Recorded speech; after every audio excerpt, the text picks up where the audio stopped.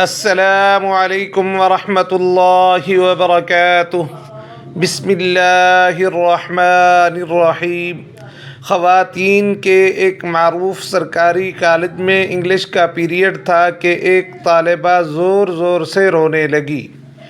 Teacher نے پڑھانا چھوڑ دیا، بھاگم بھاگ اس کے پاس جا پہنچی، بڑی نرمی سے دریافت کیا، کیا بات ہے بیٹی، کیوں رو رہی ہو؟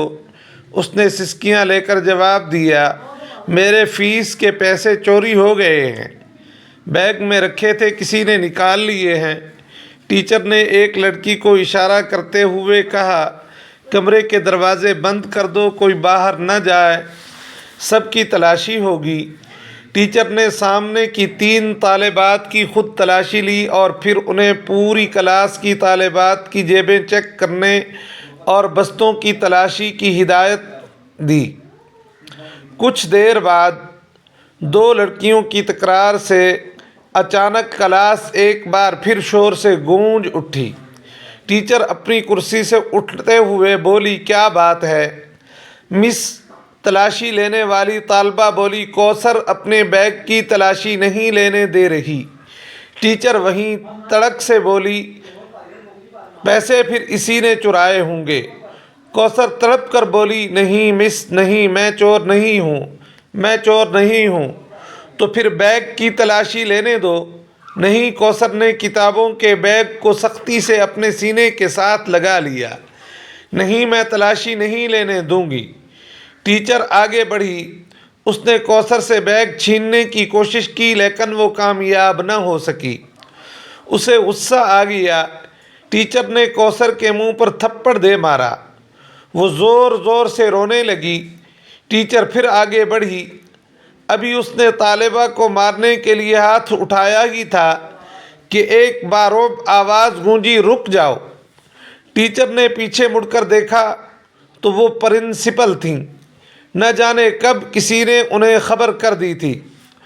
انہوں نے طالبہ اور ٹیچر کو اپنے دفتر میں آنے کی ہدایت کی اور وہ خود واپس لوٹ گئیں۔ پرنسپل نے پوچھا، کیا معاملہ ہے؟ ٹیچر نے تمام ماجرا کہہ سنایا۔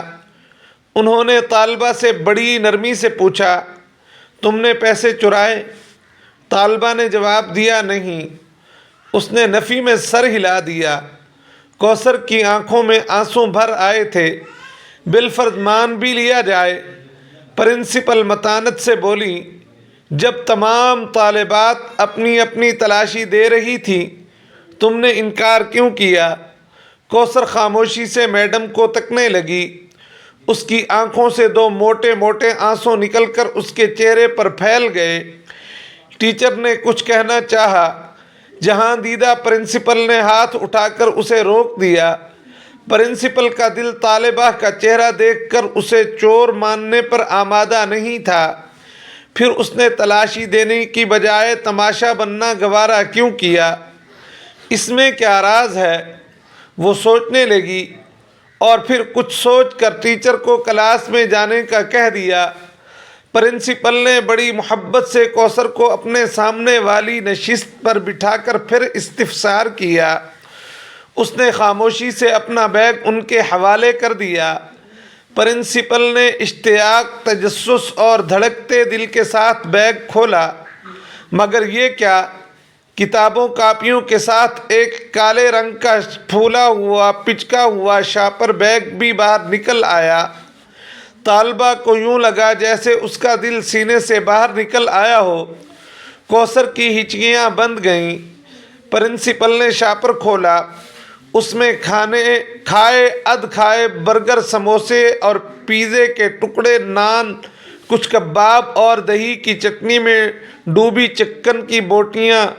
سارا معاملہ پرنسپل کی سمجھ میں آ گیا۔ وہ کانپتے وجود کے ساتھ اٹھی، روتی ہوئی کوثر کو گلے لگا کر خود بھی رونے لگ گئی۔ کوثر نے بتایا، میرا کوئی بڑا بھائی نہیں، دیگر 3 بہن بھائی اس سے چھوٹے ہیں۔ والد صاحب ریٹائرمنٹ سے پہلے ہی بیمار رہنے لگے تھے۔ گھر میں کوئی اور کفیل نہیں ہے، پنشن سے گزارا نہیں ہوتا۔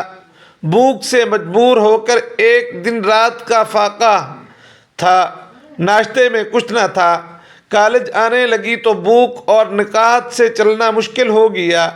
میں ایک تکہ کباب کی دکان کے آگے سے گزری تو کچرے میں کچھ نان کے ٹکڑے اور کھایا ایک چکن پیس پڑا دیکھا۔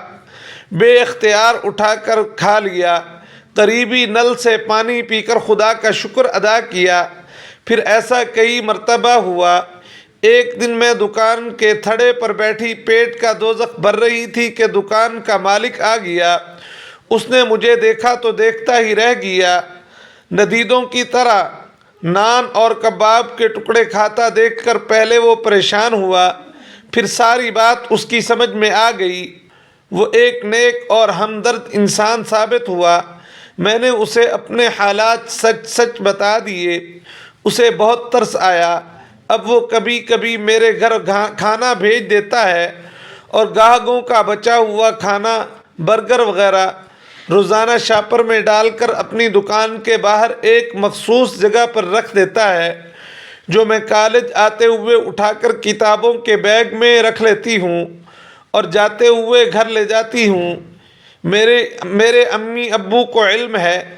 میں نے کئی مرتبہ دیکھا ہے، لوگوں کا بچا کھچا کھانا کھاتے وقت ان کی آنکھوں میں آنسو ہوتے ہیں۔ بہن بھائی چھوٹے ہیں، انہیں کچھ علم نہیں، وہ تو ایک دوسرے سے چھین کر بھی کھا جاتے ہیں۔ بس یہی وجہ تھی کہ میں بیگ نہیں دکھا رہی تھی۔